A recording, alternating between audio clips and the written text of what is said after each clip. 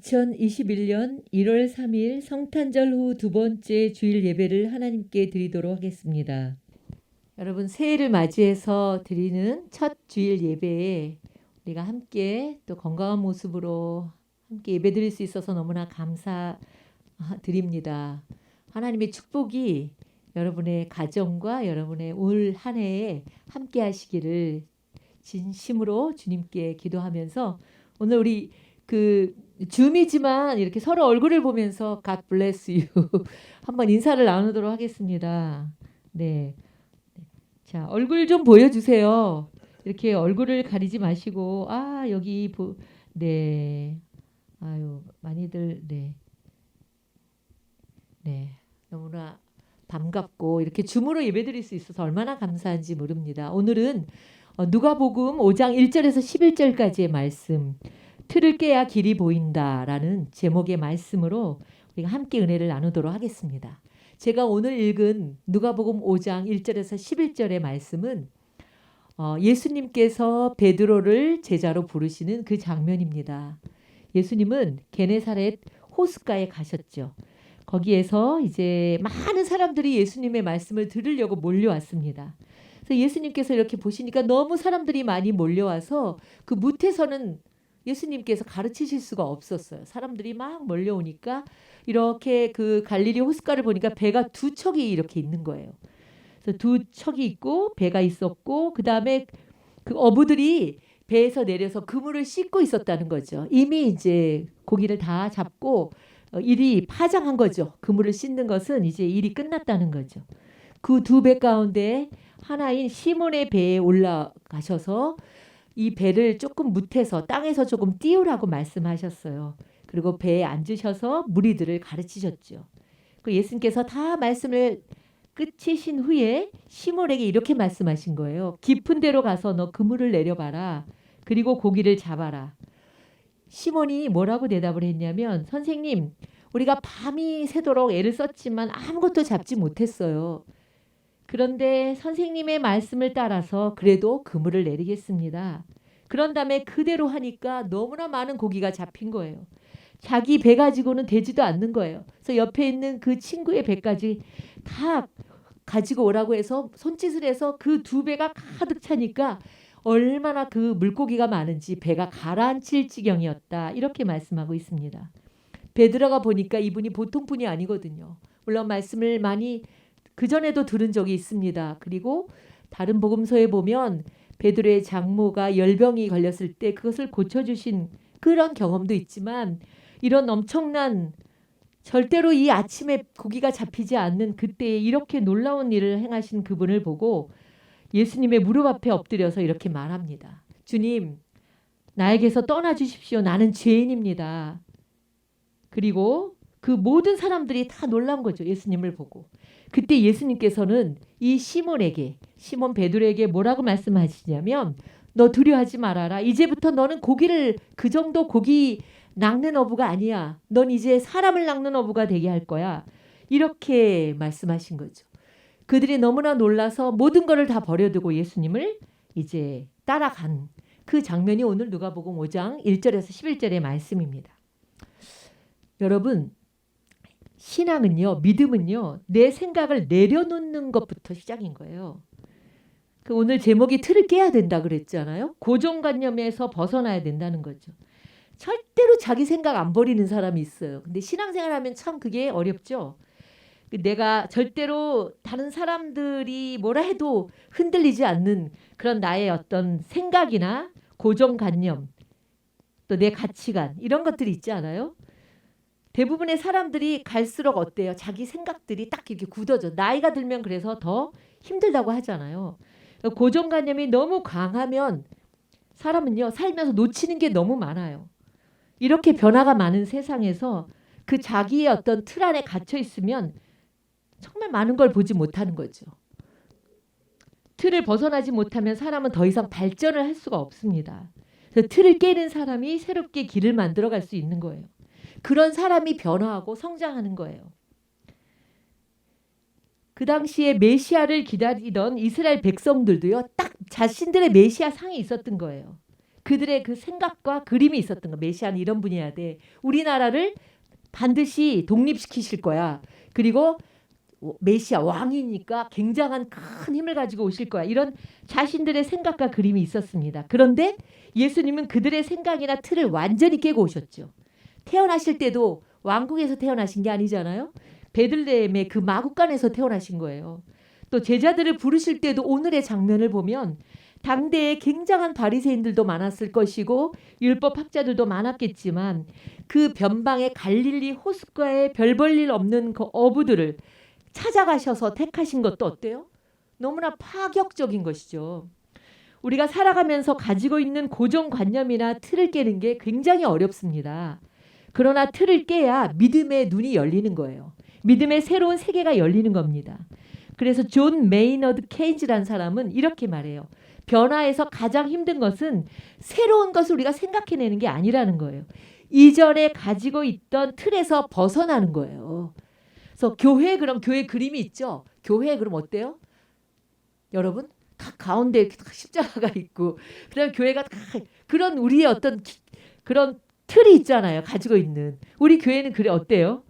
딱 들으면 그러니까 어떤 분들은 그런 고정관념이 있는 분들은 딱 들으면 여기 교회가 어디 있어요? 저 위에 있어요? 2층에 있어요? 이렇게 물어봐요. 여기가 교회예요. 교회가 장소의 개념은 아니죠. 교회는 사실 뭐예요? 성도들의 무리인 거예요. 그러니까 이런 틀을 벗어나는 게 굉장히 어렵다는 거예요. 오늘 주님은요, 그 게네사렛 호숫가, 갈릴리 호숫가라고 하죠.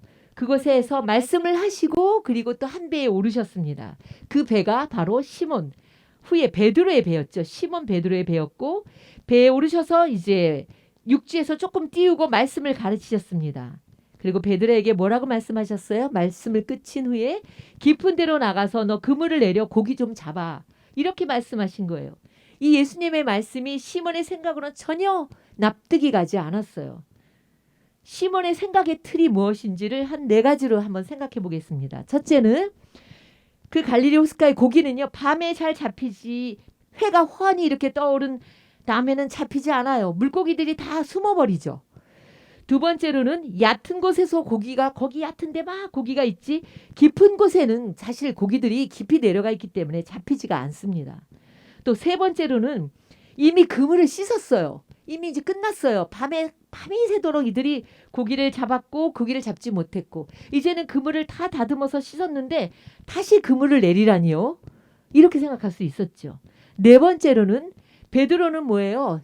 조상대대로 그 갈릴리 호숫가에 살았던 노련한 어부인 반면에 예수님은 어떤 분이에요? 목수잖아요. 산에서 살고 다른 그 바닷가에 사시는 분이 아니었는데 어떻게 이 고기가 어디에 있는지 뭐 잡아보시지도 않은 목수 출신이었다는 거. 이게 4가지의 베드로의 시몬의 생각의 틀이었어요. 생각의 틀. 우리도 그렇지 않습니까? 뭐를 할 때 누가 파격적인 얘기를 하면 아유 그거 제 생각에는 그건 아닌 것 같아요. 이렇게 우리가 그 생각의 틀을 넘어서지 못할 때가 많다는 거죠. 그런데 놀라운 것은 이 시몬은요. 자신의 생각의 틀을 깼다는 거예요. 생각의 틀을 깨는 게 쉽지는 않아요. 오랜 신앙생활을 한 사람들일수록 틀을 깨기가 참 어렵습니다. 그래서 일을 할 때에도 제일 일하기 힘든 분들이 누구예요? 장로님들하고 일하기 너무 힘들잖아요. 자신의 어떤 그 신앙의 틀이 있고 어떤 봉사한 틀이 있고 모든 것들이 있기 때문에 그 틀을 깨는 게 굉장히 어려워요. 나이가 든 사람일수록 자신이 살아온 인생관이나 가치관이 있기 때문에 그 젊은 사람들이 무슨 얘기를 하면 그 틀을 받아들이고 그 자신의 틀을 깨기가 굉장히 어렵다는 거죠. 마찬가지로 베드로도 그랬다는 거예요. 조상 대대로 갈릴리 호숫가에서 잔뼈가 굵은 어부였는데 누구보다 그 호숫가를 잘 알고 있었을 거예요. 그런 베드로가 자신의 생각과 경험을 내려놓는다는 것은 쉽지 않았을 것입니다. 그러나 성도 여러분, 틀을 깨야 변화할 수 있습니다. 예수님은 그래서 오셔서 우리의 생각의 틀을 깨시는 거예요. 2021년도에 여러분이 지금까지의 신앙의 틀을 깨야 여러분에게 길이 보이는 거예요. 여러분에게 어떤 신앙의 틀, 나의 어떤 생각의 틀을 깨지 않으면 여러분 그냥 가는 거예요. 신앙생활이 굉장히 어려워요. 그냥 어제도 똑같고 오늘도 똑같고 그냥 억지로 예배를 드리는 그거는 오래가지를 못해요. 그러나 내가 파격적으로 내가 지금까지 해왔던 모든 것이 밤이 맞도록 수고했지만 아무것도 거둔 것이 없다면 한 번쯤은 우리가 생각의 틀, 나의 어떤 신앙의 틀, 나의 어떤 신앙의 습관의 틀을 깨야만 여러분이 새로운 믿음의 세계가 열리는 거죠.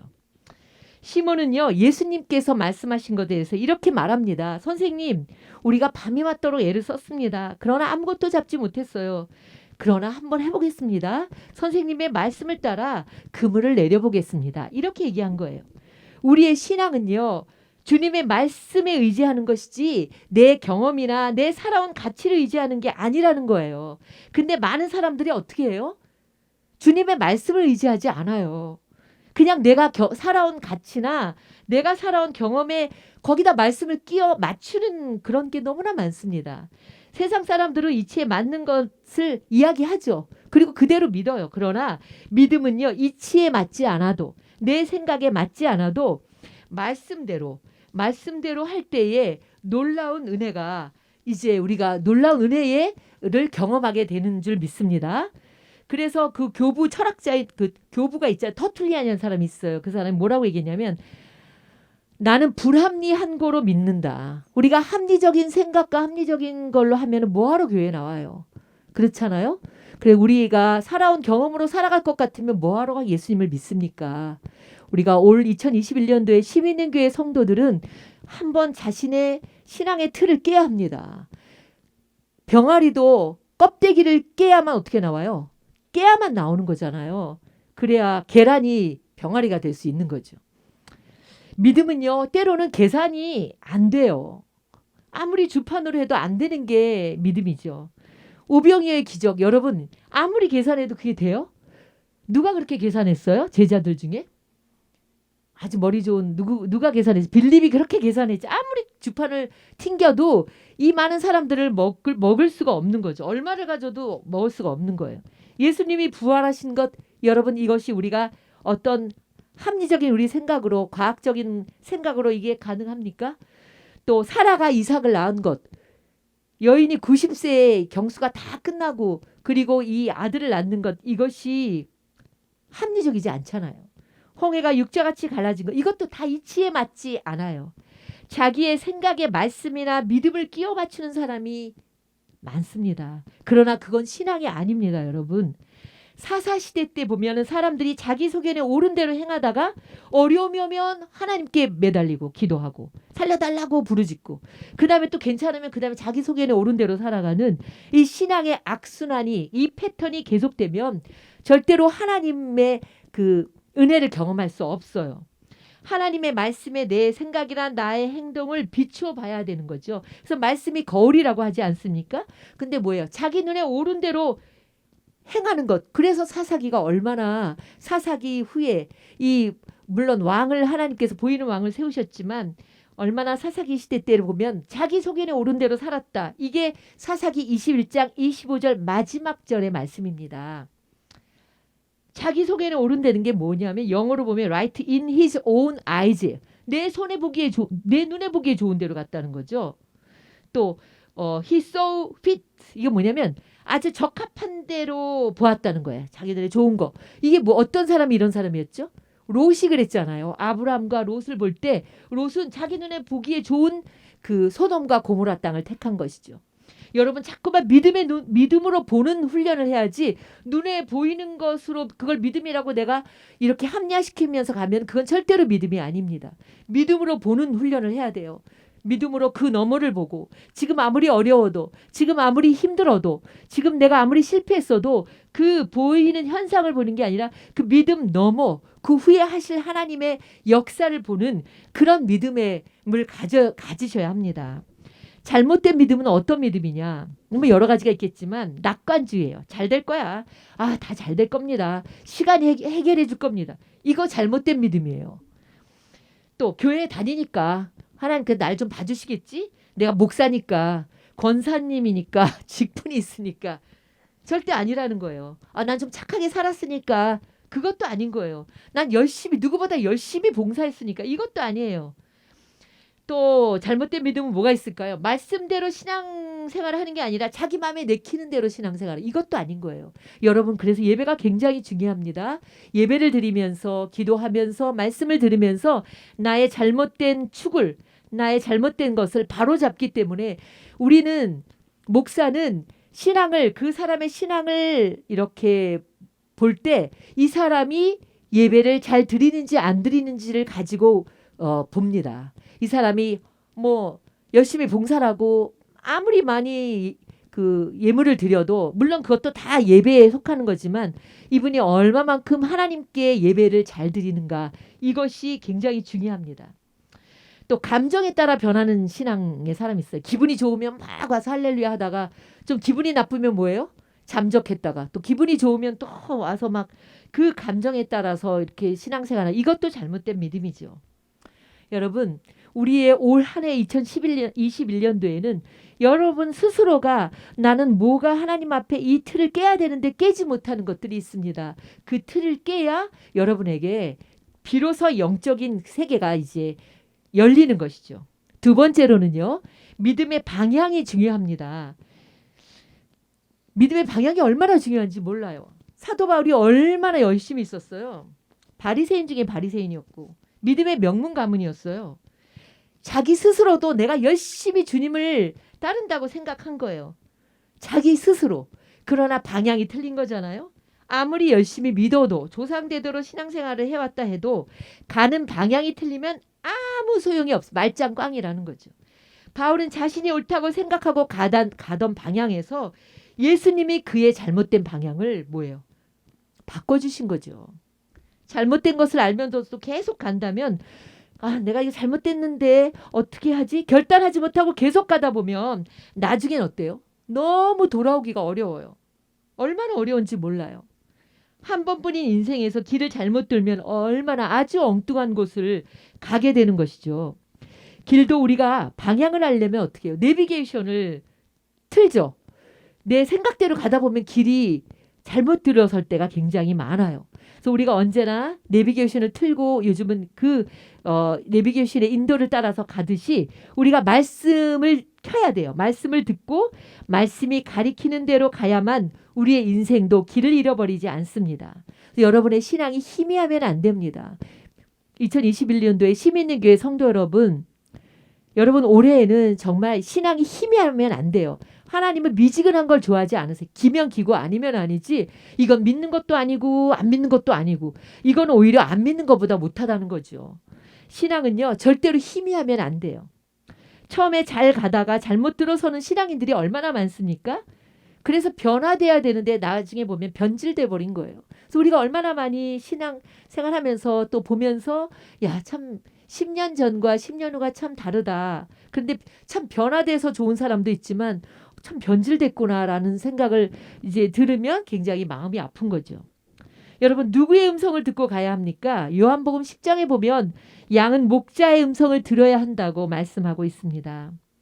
그 무디 목사님이 이런 기도를 했대요. 하나님 저에게 더 굳건한 믿음을 달라고 끊임없이 열심히 기도했는데 그래도 믿음이 강해지지 않는 거예요. 근데 어느 날 이분이 로마서 10장 17절의 말씀 그런즉 믿음은 들음에서 나며 들음은 하나님의 말씀에서 나느니라 이 말씀을 읽고서 말씀을 잘 들어야 되겠구나. 그리고 하나님의 말씀을 잘 읽고 묵상해야 되겠구나. 그렇게 하다 보니 믿음이 저절로 점점 커지게 되었더라. 이렇게 고백을 했다는 것이죠. 여러분 믿음의 방향이 중요합니다. 여러분이 누구를 따라갑니까? 사람을 따라가다가 얼마나 많은 사람들이 실패하고 낙심하고 좌절하는지 알 수 없습니다. 오늘 우리는 이 믿음의 방향 예수 그리스도 그리고 예수 그리스도께서 우리에게 주신 이 생명의 말씀을 잘 보면서 그 말씀을 따라갈 때 우리가 절대로 길을 잃어버리지 않습니다. 세 번째로는요.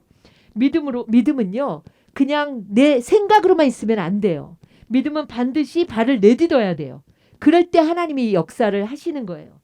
예배는요. 여러분 교양이 아니에요. 세미나도 아니에요. 강의도 아니에요. 그래서 여러분에게 뭐예요?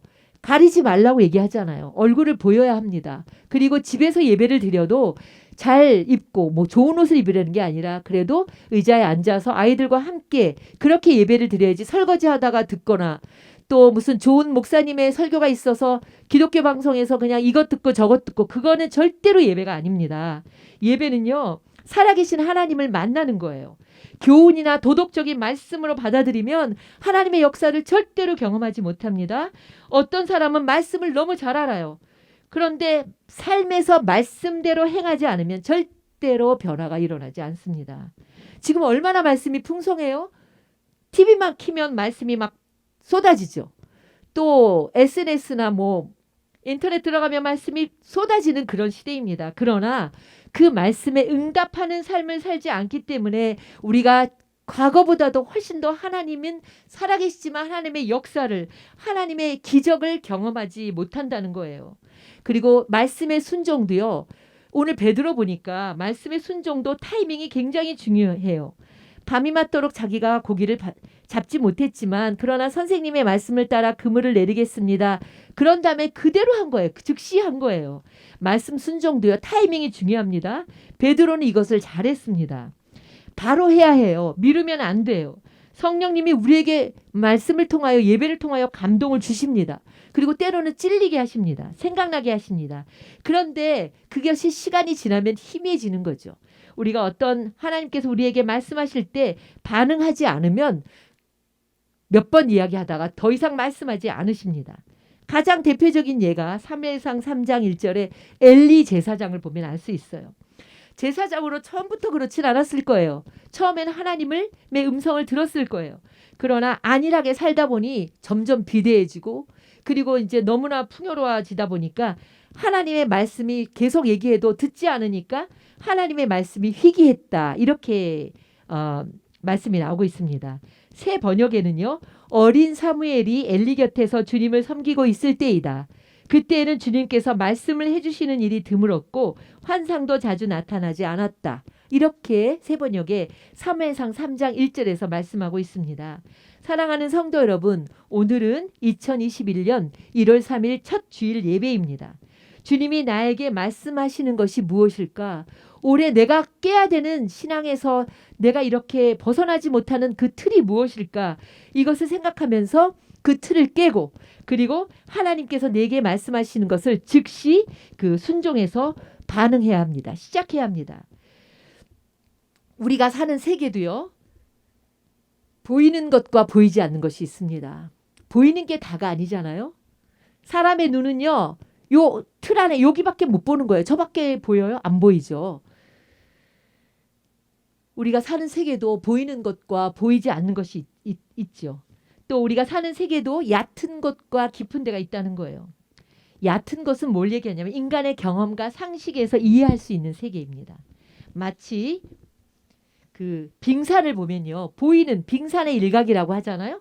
보이는 것은 빙산의 일각이다 이렇게 말하잖아요. 사실 얕은 것은 그걸 의미하는 거예요. 깊은 것은 무엇일까? 빙산의 아래와 같이 물속에 잠겨 있어서 우리 눈엔 보이지 않지만 훨씬 더 큰 세계예요. 믿음의 세계는 그곳이라는 거죠. 얕은 것은 현상의 세계요 물질의 세계지만 깊은 것은 영의 세계요 진리의 세계요 은혜의 세계인 거예요. 신앙의 연륜이 오래인데도 초보와 같이 계속 얕은 데서 보이는 것 가지고 신앙생활을 하는 사람이 있습니다. 이해타산을 따지고 눈에 보이는 것을 중요하게 생각하고 그러다 보면 우리가 깊은 세계를 경험하지 못하게 되고 점점 신앙생활이 힘들어지는 거죠. 배에도 뱃길이 있어요. 근데 뱃길이 보여요? 뱃길 안 보이죠. 우리 사람의 눈은 이렇게 한계가 있어요. 하늘에도 길이 있대요. 그러나 우리의 눈에 하늘의 길이 보여요? 인간은 이렇게 보이는 것이 너무나 작은 것밖에 보지 못하는 거죠. 영적인 세계에도 길이 있는 거예요. 그 길을 따라가야 하는 것이죠. 그 길이 우리 눈에 안 보이죠. 그러나 말씀이 그 길을 인도하는 거예요. 그래서 말씀을 따라가는 거예요. 여러분 깊은 데로 나가라고 오늘 말씀하시잖아요. 제가 이 깊은 데로 나가는 것이 무엇일까? 밤새도록 며칠 전에 고민한 거예요. 깊은 곳을 굉장히 계속 묵상을 하고 이 깊은 곳이 무엇일까? 공간의 의미가 아닌 거예요. 물론 베드로에게 말씀하신 그 깊은 곳이라는 것은 그 갈릴리 호숫가의 깊은 곳을 말씀하시는 걸 수도 있지만 이 깊은 곳을 이야기할 때는 이 장소의 개념이 아니라는 거예요. 깊은 곳이란 뭐냐면 내 생각과 내 경험하고는 절대로 맞지 않는 거죠. 그것이 깊은 곳인 거예요. 얕은 곳은 뭐예요? 내 이치에 맞고 내가 본 대로 내 머리에 계산한 대로 그것이 얕은 곳이죠. 깊은 곳이라는 것은 바로 내 이성에 맞지 않아요. 내 논리에 맞지 않아요. 그러나 하나님의 말씀이니 그냥 순종할 때 거기서 놀라운 기적을, 놀라운 은혜를 받게 되는 거예요. 그런 은혜를 받으면요, 나만 혼자 받는 게 아니죠. 주변에 놀라운 모든 사람까지도 함께 그 은혜를 경험하게 되는 거예요.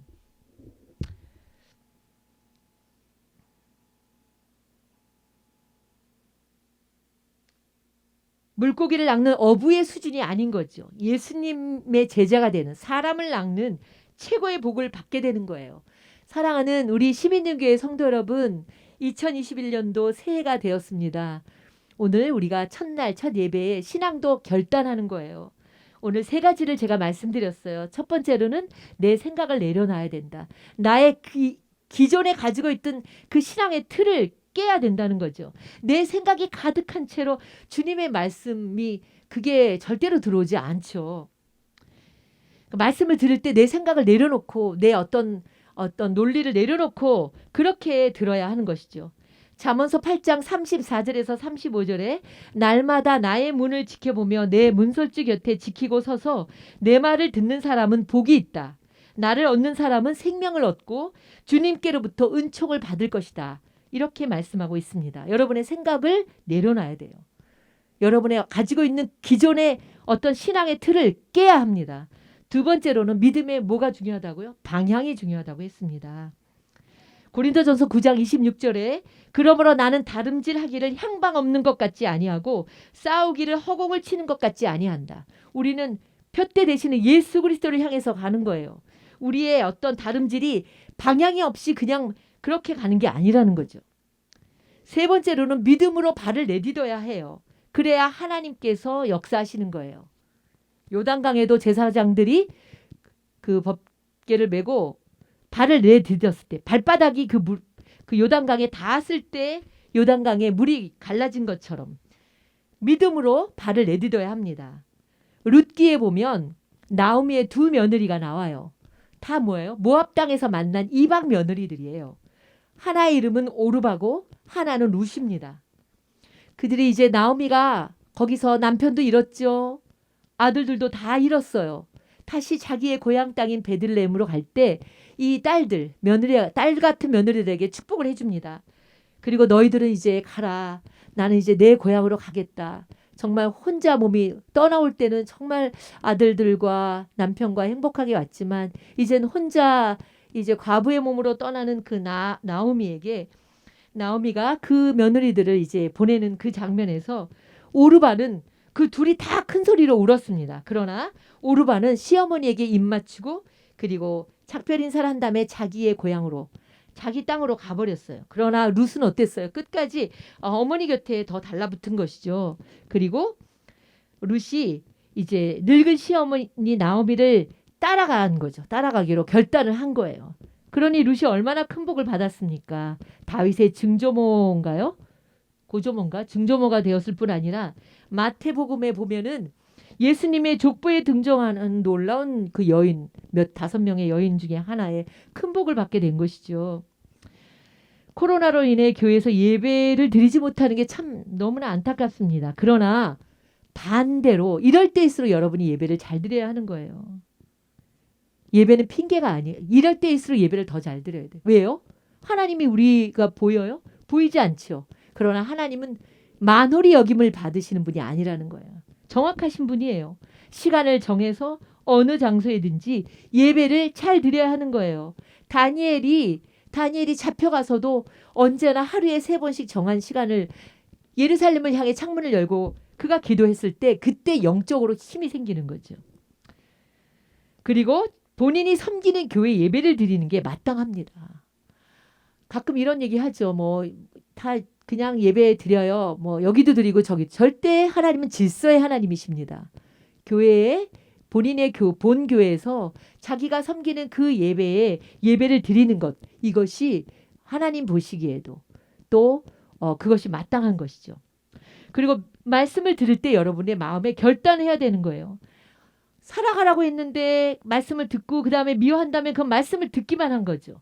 작은 자에게 한 것이 곧 나에게 한 거라고 했는데 어떤 사람은 작은 자에게는 막 못되게 하고 큰 자에게만 잘하고 힘 있는 자에게는 잘하고 작은 자에게 함부로 한다면 그건 하나님 말씀대로 행한 게 아니라는 거예요.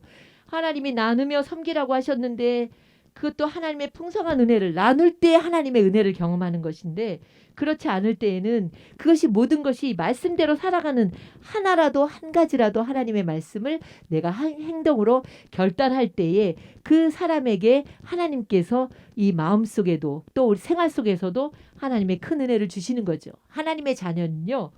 복의 통로예요. 우리가 통로예요. 내가 하나님이 복을 주신 걸 나만 갖고 있으면 그 복은 뭐예요? 썩어요. 언제나 이 통로가 돼서 나로 말미암아 복이 흘러가야 돼요. 베드로도 그랬잖아요. 풍성한 물고기를 잡게 하니까 친구들을 다 불러서 그 두 배가 가득 차고 더 넘치도록 함께 나누는 거죠. 욕심을 부려갖고 베드로가 자기 배에다가 그렇게 하고 또 그 친구 자기만 가지려고 했으면은 배가 까라앉고 말았을 거예요. 이렇게 우리는 하나님의 자녀는 언제나 이 복에 나는 복의 통로다. 난 누구에게 복을 받아요? 하나님께 복을 받고 나로 말미암아 이 복이 나가는 통로가 되게 해야 됩니다. 사랑하는 성도 여러분, 시민교회 성도 여러분, 2021년도에는 내 생각의 틀을 깨고 그리고 이전의 신앙의 습관들을 여러분이 벗어버려야 합니다. 그리고 베드로와 같이 말씀에 즉시 순종할 때 이전에 작년까지는 경험하지 못했던 주님의 놀라운 은총 그리고 주님의 축복이 반드시 여러분의 삶에 강물처럼 임하게 될 줄로 믿습니다. 네, 기도하겠습니다. 사랑의 하나님, 새해가 시작되었습니다. 오늘 주신 말씀처럼 내 생각을 내려놓고 주님이 말씀하신 대로 순종하는 베드로와 같이 내 생각을 내려놓고 하나님께 순종하는 그런 삶을 살아갈 때에 하나님의 풍성한 은혜와 하나님의 풍성한 은총을 경험하는 한 해가 되게 하여 주시옵소서.